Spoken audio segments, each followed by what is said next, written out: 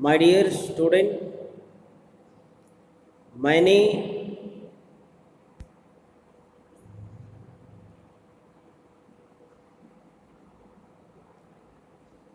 आपको कल तीसरा दोहे और उसका मीनिंग्स और उसका भावार्थ भी बता दिया था। आज मैंने चौथा और पांचवा दोहे सिखा रहा हूँ। ध्यान से आप सुननी चाहिए।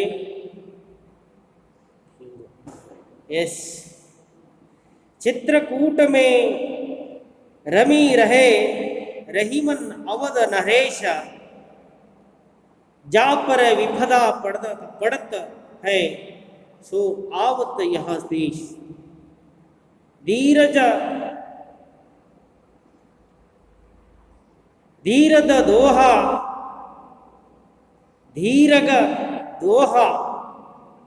अरथ के आकार थोरे आहिम, जो रहीम नट कुंडली सिमीटी कूदी छड़ी जाही। चित्रकूट में रहीम रहे रहीमन अवध नरेश, जा पर विपदा पड़ता है सो आवत यह देश। धीरग दोहा आरत के आकर थोरे आहिम, जो रहीम नटकुंडली सीमीटी कूदी चाड़ी जाही। तो सुनिए, इसका जो मीनिंग्स पहला देखिए।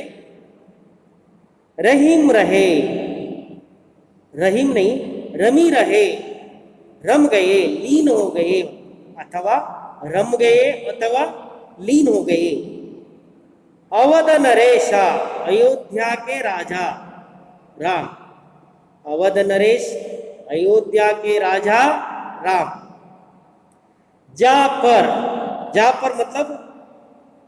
पर मतलब जिस पर, विपदा मतलब विपत्ति, सो मतलब वह, आवत मतलब आता है, देश मतलब क्षेत्र प्रदेश। समझ में आए ना? अब मैं इसका संदर्भ किस प्रसंग में रहीदास जी ने इस दोहे को बताया और उसका भावार्थ भी बोलता। देखिए, रहीमदास जी विरचित इस दोहे में कवि ने चित्रकूट की महिमा का वर्णन किया है। रहीमदास जी ने चित्रकूट का महिमा का वर्णन किया है, चित्रकूट की महिमा का वर्णन किया है, जहां प्रभु श्री राम ने वनवास की अवधि के दौरान कुछ दिन व्यतीत किए थे। जहां श्री रामचंद्र जी ने चित्रकूट में वनवास के समय में कुछ दिन व्यतीत किया है, बिताया है, उस समय का दोहे।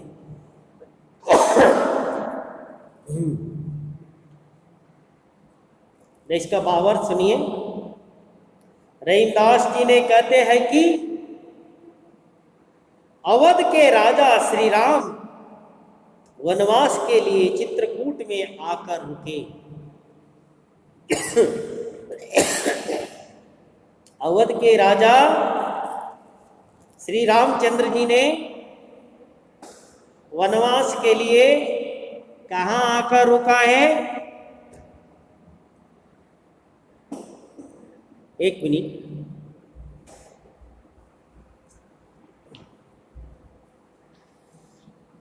अवध के राजा वनवास के लिए चित्रकूट में आकर रुका है। चित्रकूट में आकर रुके। वहां की प्रकृति सुंदरता में उनका मन रम गया। वहां के प्रकृति के सौंदर्य उनके मन में, श्री रामचंद्र जी के मन में रम गया, रम रही है, मतलब लीन हो गई है। उनके प्रकृति के सौंदर्य में श्री रामचंद्र जी ने लीन हो गए। अब जिस पर विपत्ति आती है वहीं यहाँ शांति पाने के लिए चला जाता है, चला आता है। जिस पर विपत्ति आती है, ಯಾರಿಗೆ ಸಂಕಟ ಬರ್ತದೆ ಅವರು ಆ ಸಂಕಟ ಬಂದವರು ಆ ಚಿತ್ರಕೂಟಕ್ಕೆ ಶಾಂತಿಯನ್ನು ಪಡೆಯಲು ಹೋಗುತ್ತಾರೆ ಅಂತ। देखो, अब जिस पर विपत्ति आती है वहीं यहाँ शांति पाने के लिए चला आता है। इस दुख निवारक स्थान पर आकर सारे दुख मिट जाते हैं। कोई व्यक्ति को, कोई परिवार को जब संकट आ जाता है, विपत्ति आ जाती है, वे विपत्ति निवारण के लिए कहाँ जाते थे? चित्रकूट पर। चित्रकूट के प्रकृति सौंदर्य क्या है लेने के लिए जाते थे। जहाँ व्यक्ति वहाँ जाने के बाद उनका सारे परिवार और उनका मन का शांति मिलता था और जिसका सारे विपत्ति निकल जाता था।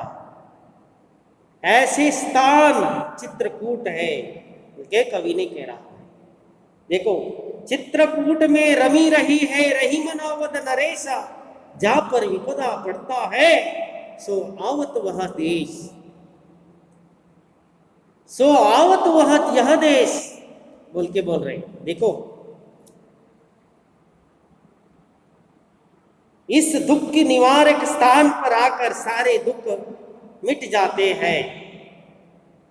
कवि यह भाव स्पष्ट करना चाहते हैं कि विपत्ति आने पर व्यक्ति चित्रकूट में श्री राम की भांति शांति प्राप्त करने चले आते हैं। यहाँ की प्रकृति सुंदरता उनके मन को असीम शांति प्रदान करती है।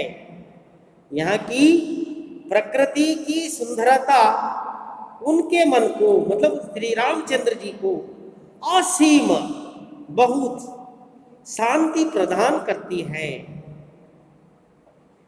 यही इसका मतलब है, यही इसका भावार्थ है। इस कविता में कवि ने ब्रजभाषा के रस प्रभावशाली शब्दों का दोहा चंद में बड़े ही सुंदर ढंग से प्रयोग किया है।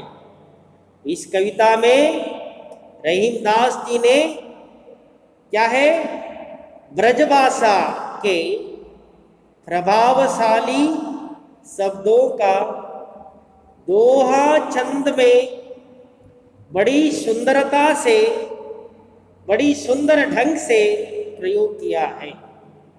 देखो, रहीम रहे, रमी रहे, रही मन, पंक्ति में अनुप्रास अलंकार का प्रयोग दर्शनीय है। श्री राम का उदाहरण देकर कवि ने दृष्टांत अलंकार प्रयोग किया है। कवि ने श्री रामचंद्र का पुराण का उल्लेख करके दृष्टांत अलंकार का प्रयोग किया है। समझ में आए ना? अब और अगला दोहे देखिए। दीर्घ दोहा आरत खे आकर थोरे आहिम, जो रहीम नट कुंडली सिमीटी कूदी चढ़ी आहिम। देखिए, इसका मीनिंग्स पहला सुनिए। दीर्घ अंदर लंबा, अर्थ मतलब अर्थ, आकर आकर मतलब अक्षर, थोड़े मतलब थोड़े, जो जो मतलब जैसे, नट नट मतलब कलाकार, कुंडली कुंडली मतलब घेरा, सिमीटी मतलब सिकुड़कर। ये दोहे किस संदर्भ में रहीमदास जी ने लिखा है तो सुनिए।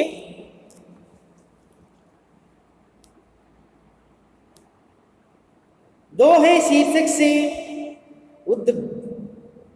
उद्धृत इस दोहे में रचनाकार रहीमदास जी ने दोहे की विशेषता बताई है।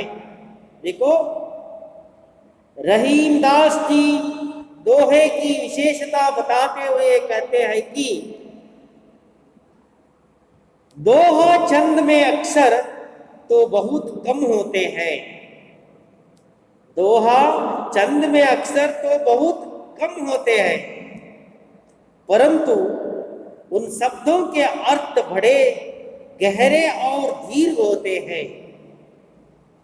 दोहे छंद में अक्षर बहुत कम होते हैं, मगर जो अक्षर का प्रयोग किया है, जो शब्द का प्रयोग किया है, उसका मीनिंग्स बहुत गहरा होता है, खूब गहरा होता है। जैसे कुशल बाजीगर, जैसे कुशल बाजीगर अपने शरीर को समेटकर बड़ी कुशलता से तंग मुंह वाली कुंडली के बीच से निकल आ जाता है, उसी प्रकार छोटे छोटे शब्दों में रचित दोहा एक गंभीर अर्थ की अभिव्यंजन करता है और बात की गहराई को लोगों के समक्ष व्यक्त करता है। इस प्रकार देखने में छोटे लगने वाले ये दोहे वास्तव में बड़ी गहरी बात को सीमित शब्दों में कह देते हैं। उदाहरण के लिए हम अपनी मातृभाषा में एक कहावत है, लोकोक्तियां हैं कन्नड़ में, मूर्ति चिक्कदादरु कीर्ति दोड्डदु बल्कि। वो देखने में बहुत छोटा दिखता है, मगर उसका कीर्ति अपार होते हैं। उसी प्रकार यहाँ रहीमदास जी ने बोल रहे कि अपने दोहे में शब्दों का प्रकट सीमित रूप में ही है, छोटा छोटा ही है, मगर उसका अर्थ बहुत गहरा है, बहुत विशाल है। बोल के कह रहा, धीरग दोहा अरत के आकर थोरे अहिम, जो रहीम नट कुंडली सिमीटी कूदी चाड़ी जाहिम।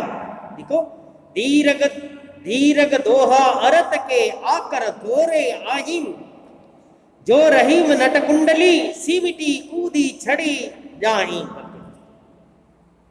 समझ में आए ना?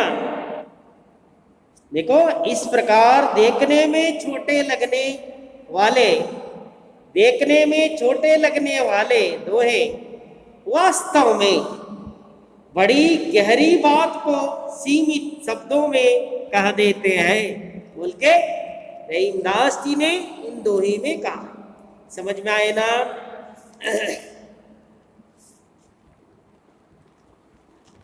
Yes, thank you. आज इतना ही बस। कल अगला वीडियो में और दो दोहे सिखाता हूँ मैं, और मैं आपको एक संदेश देना चाहता हूँ। आजकल कोरोना बीमारी बहुत तेजी से बढ़ते जा रही है। अब तक इसके लिए कोई दवाई नहीं आ चुका है, इसलिए मेरे प्यारे बच्चों, आप अनावश्यक रूप से बाहर ना जाइए। अगर जाना है तो आप मास्क धारण करके ही जाना चाहिए। अनावश्यक रूप से घूमते फिरते बाहर मत जाइए, टोली में मत घुसिए। जितना काम है उतना करके जल्दी वापस आइए। और इसलिए इसका जो गवर्नमेंट का जो गाइडलाइंस है हम फॉलो अप करना चाहिए, हम सबका जिम्मेदारी है। मेरे प्यारे बच्चों, जब तक इसको मेडिसिन नहीं आती तब तक ये कोरोना बीमारी बहुत गंभीर रूप है। इसलिए हम सभी लोग इसका चयन कट करने के लिए मास्क धारण करना है, सोशल डिस्टेंस मेंटेन करना चाहिए और अनावश्यक रूप से बाहर मत जाइए। और